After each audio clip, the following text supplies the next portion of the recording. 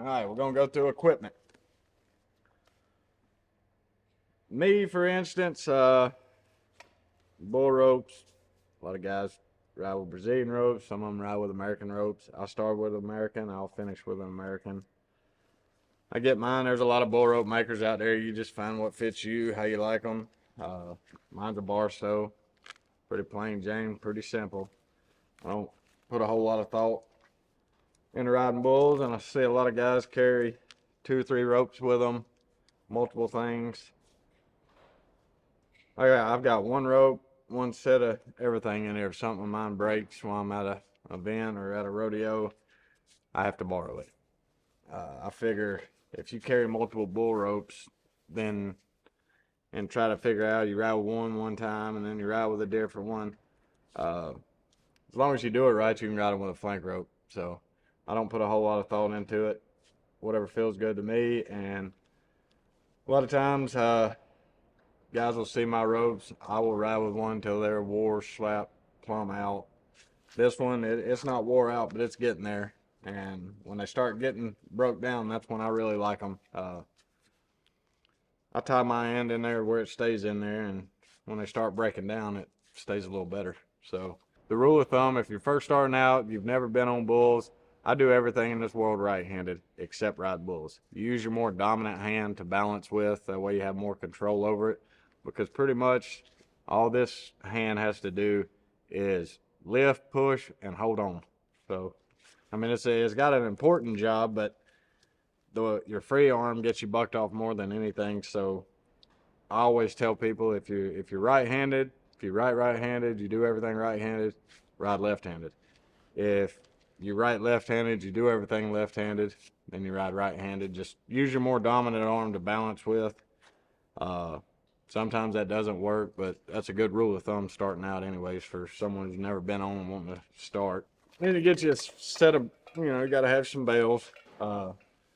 In the PBR, they don't allow the ring on the rope. They said it pulls up against the bull, which is, I don't believe that, but I always use a ring on mine. That way it always slides to the bottom of your rope. You'll see guys when they pull their rope, if they got leather or they got something else, it'll come up the side where you hang your spur in that leather or that whatever you got holding your bells on. I've seen guys drag around by that. I've drug around by that. So I went to the metal ring. It's just a bull ring. You can get it at Tractor Supply. I put it on there, and that way when I shake my bells down on that bull rope, the weight and the way it slides around that rope, it always stays in the middle of their belly underneath them, so you don't have to worry about your spurs getting in it or anything like that.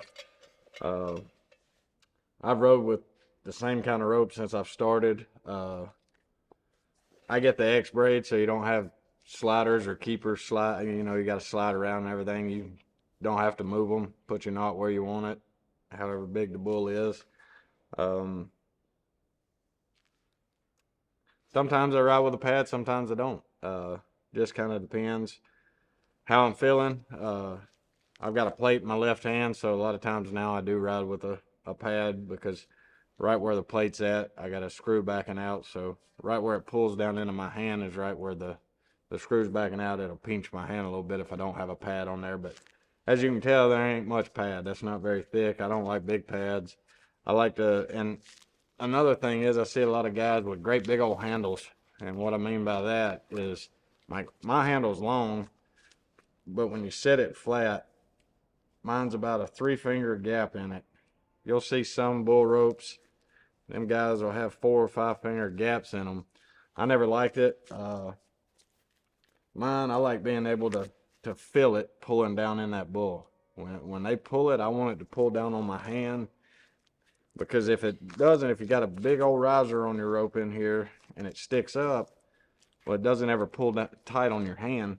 And I push a lot more than I lift on my bull rope. So when I push my hand, there's nothing to stop it from rolling all the way around that handle. This rope, when I pull it down and it's pulled into my hand, one, I know exactly how much rope I've got pulled in that bull. And two, when it's pulled tight, and I do like that, that pad right there blocks it from rolling completely around. Just gives another stop. That way my hand don't roll out of that bull rope. But there again, that's preference. You know, there's different ways to skin a cat, so you got to figure out what feels good to you, what you ride best with, and that's what you stick with. And I've rode with ropes pretty much identical to this one since I was riding bulls, so that's what I've stuck with for 30 years.